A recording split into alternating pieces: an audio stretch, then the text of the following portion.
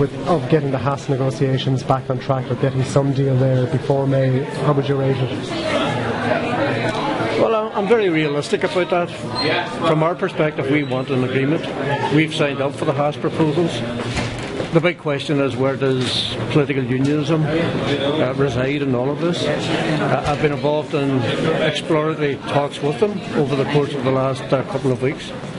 They will continue, and it's all with the purpose of trying to get a breakthrough. But I do have to say, I think unionists need to recognise that they have a responsibility, like me, to face down extremists within society. I have faced down so-called Republican extremists.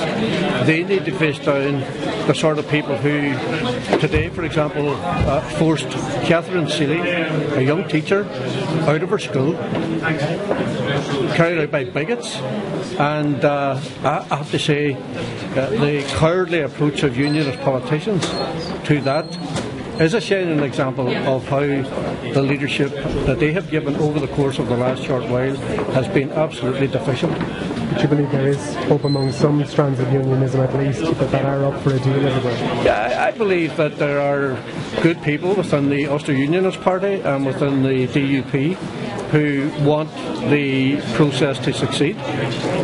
I also think that there's ongoing battles within particularly the DUP carried out by people who are not in favour of the peace process, who are negative about the peace process. And we saw the Battle of Wolves during the course of the summer last year, whenever the DUP effectively caved in to rejectionist elements within the party over the Maze Long Cash Peace Building Conflict Resolution Centre. And for me, that sent a very worrying message that the leadership of the party weren't in control, that the negative agenda was being driven by others, and that they had succeeded.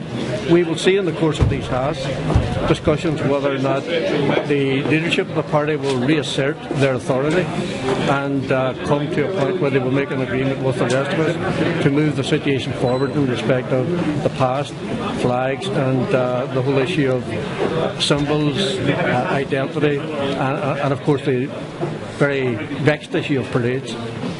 Mary Lou, ahead of the local elections here in May, the party made a decision about whether it would be willing to govern locally with any other party or not with any other party? Well, obviously any decisions in relation to arrangements on local authorities, we have to wait and see what the results are, but you can take it as read that Sinn Féin is interested in changing things for the better. We're interested in getting the maximum number of people elected at local level to make a difference in that tier of government.